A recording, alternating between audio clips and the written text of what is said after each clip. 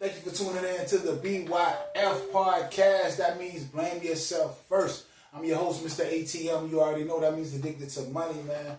Let's get into it. I hope you guys had a great week. You feel me? Life is so good. I hope you feel the same way, man. Get your hustle on. Get your investing on. Never stop, man. You feel me? Never sleep on the money that you can possibly make. You know what I'm saying? The opportunities that you can possibly have. You know what I mean? To capitalize on different business ventures, different money moves. You know what I'm saying? So with that being said, man, let's get it. Now, speaking of money moves, let's talk about Amazon, man. We got to talk about Amazon because it's crazy. And I'm going to say something. Amazon is the only freaking company that I've seen that can get you to work for free.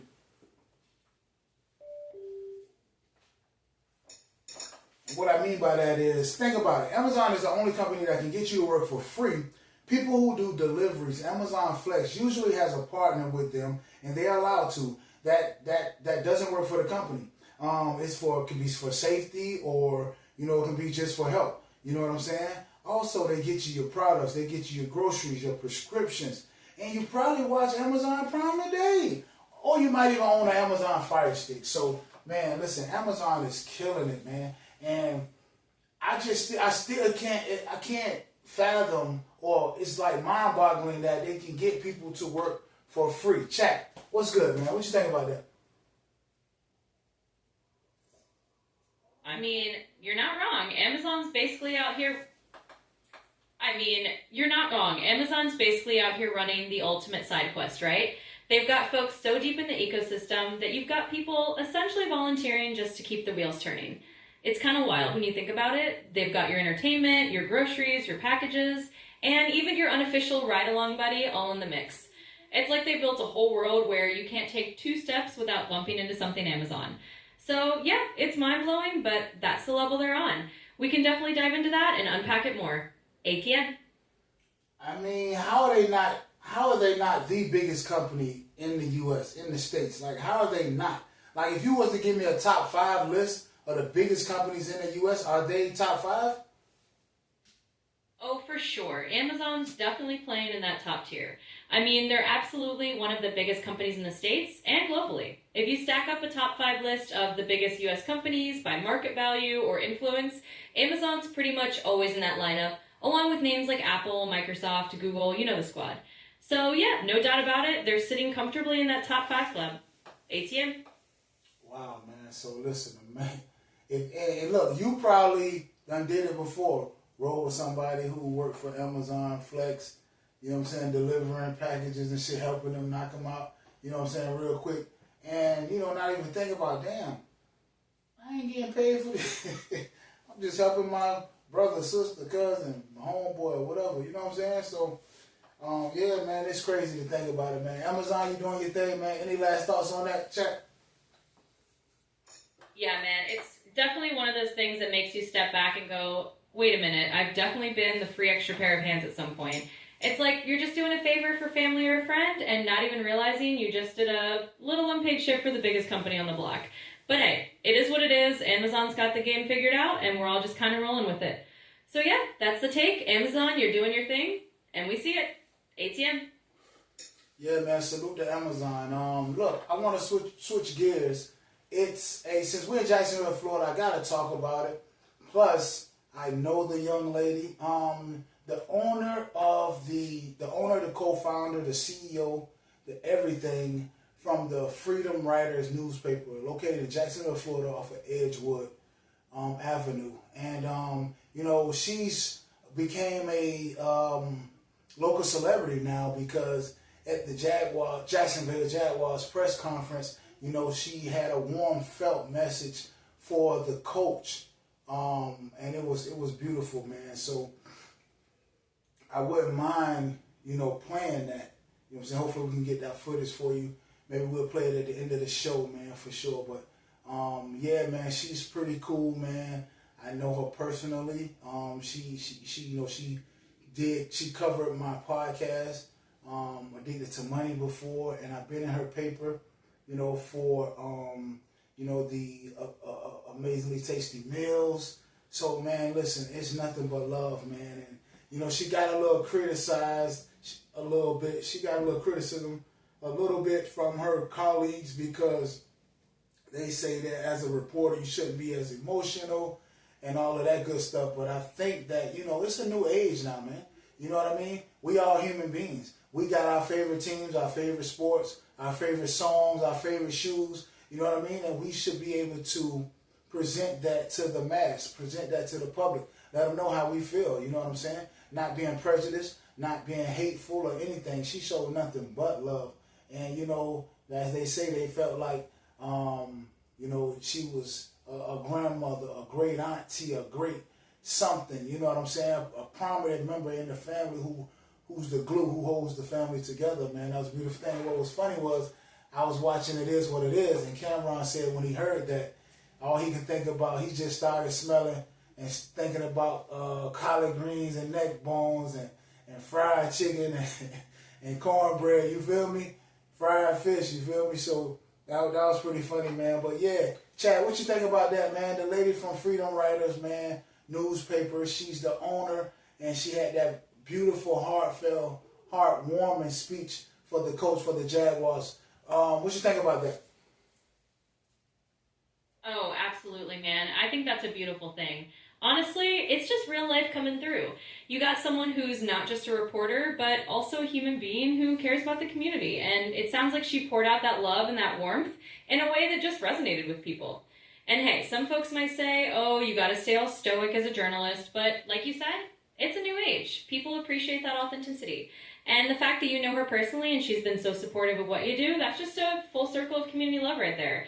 I think it's all good vibes, and it's cool to see someone bringing that energy to the scene. So props to her, and I love that story. ATM.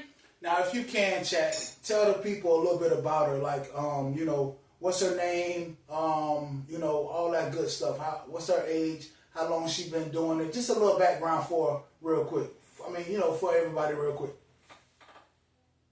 Yeah, for sure, man. So the lady you're talking about, she sounds like a real pillar of the community. Now, I'll be honest, I don't have her personal details like her name or age, just hold on, especially since we're talking. Hold on, chat. Don't do me like that. We live, baby. We live. Okay, so listen. The lady from the Freedom Writers newspaper, located in Jacksonville, Florida, located off of Edgewood Avenue. What can you tell me about her? What's her name?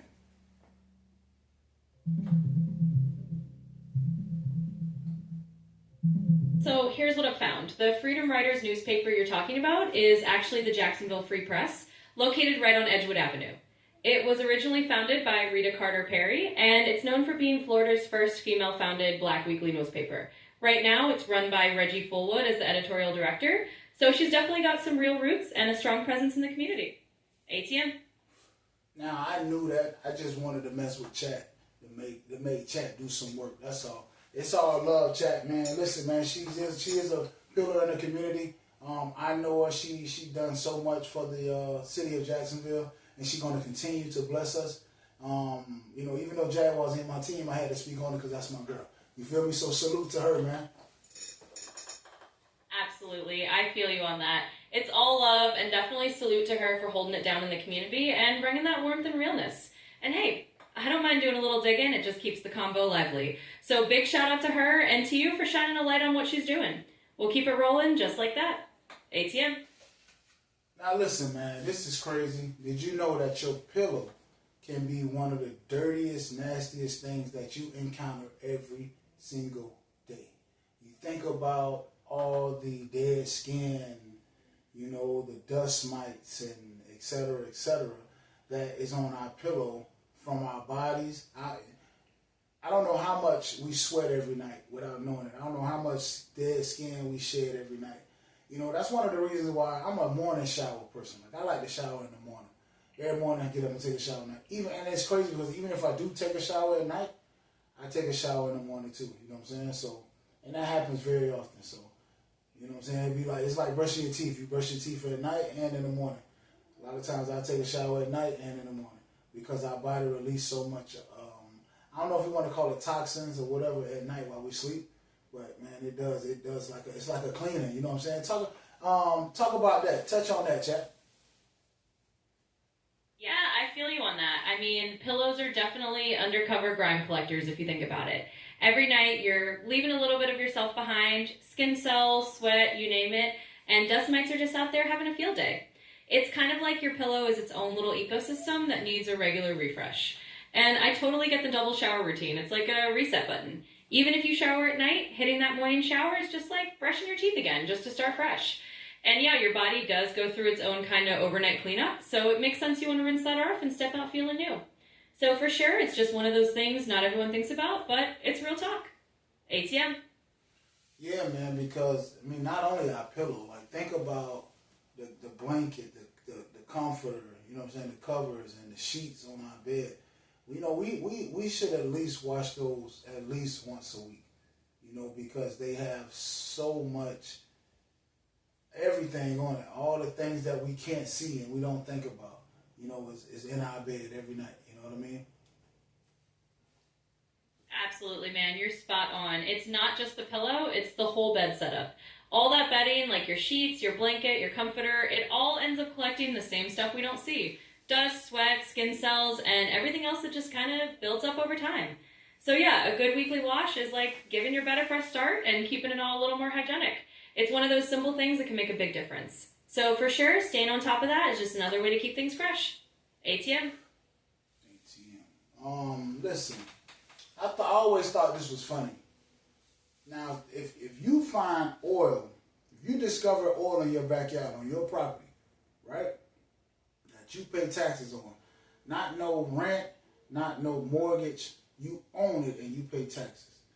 You find oil in your backyard. The government come and takes that oil and says that's theirs, okay? Even though it's on your property.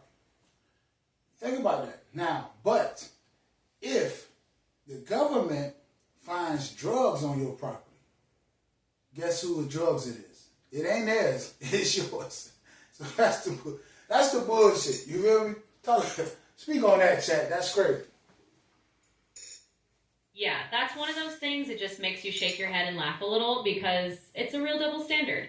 You're basically like, hold up, if I find something valuable like oil in my own land, suddenly that's everybody's business and the government's going to step in and claim it.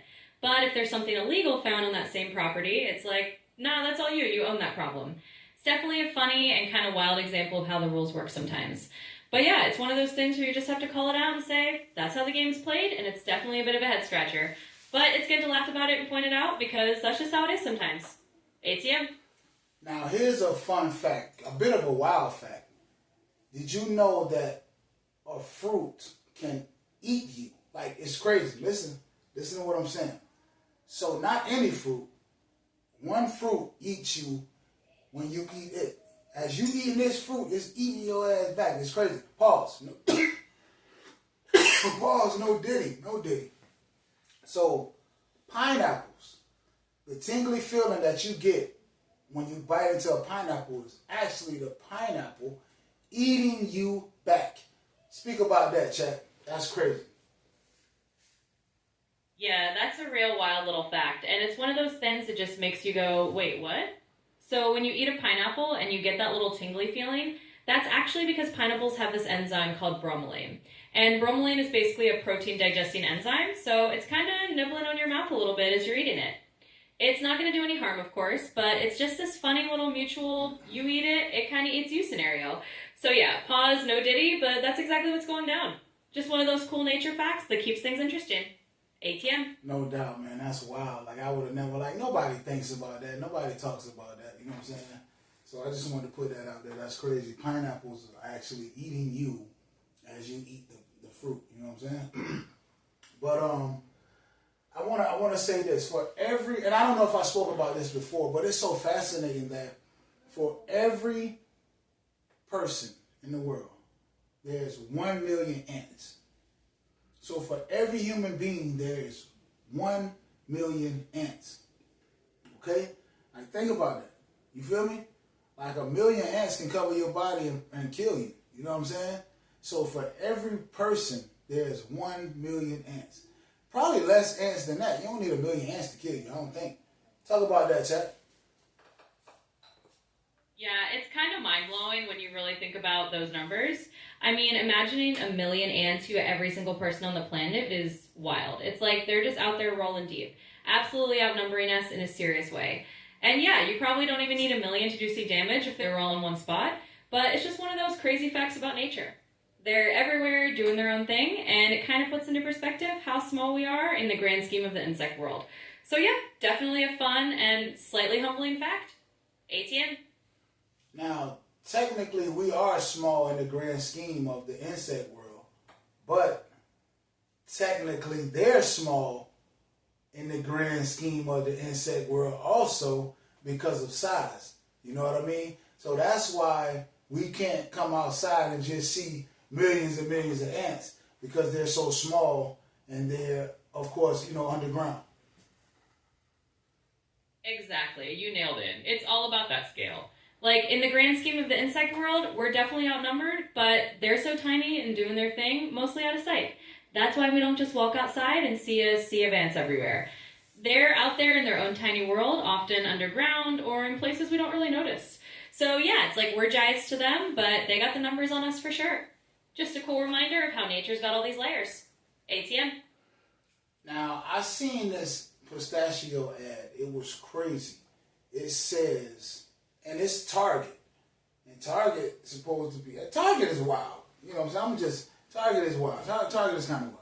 So Target has a pistachio ad that says, green and salty like my nuts. And it's a Grinch ad, I guess. A picture of the Grinch on there.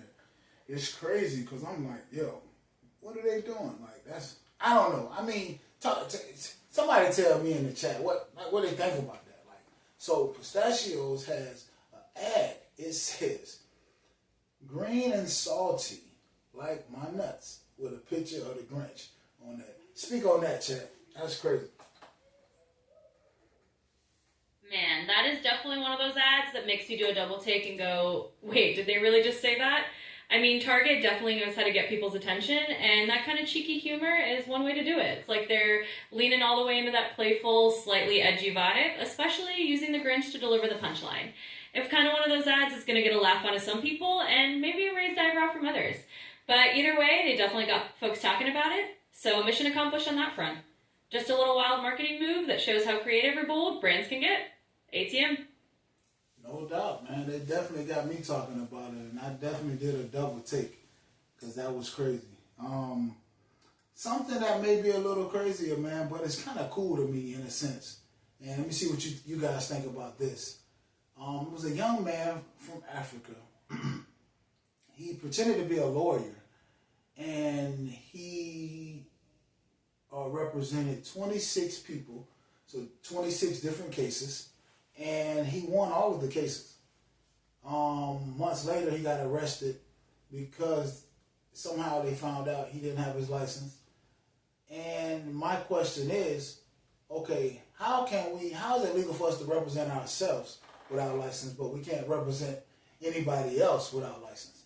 And my next question is, did he represent himself? You know what I'm saying? Like, talk to me, Jack. Yeah, that's a wild and kind of fascinating story, and it does make you think.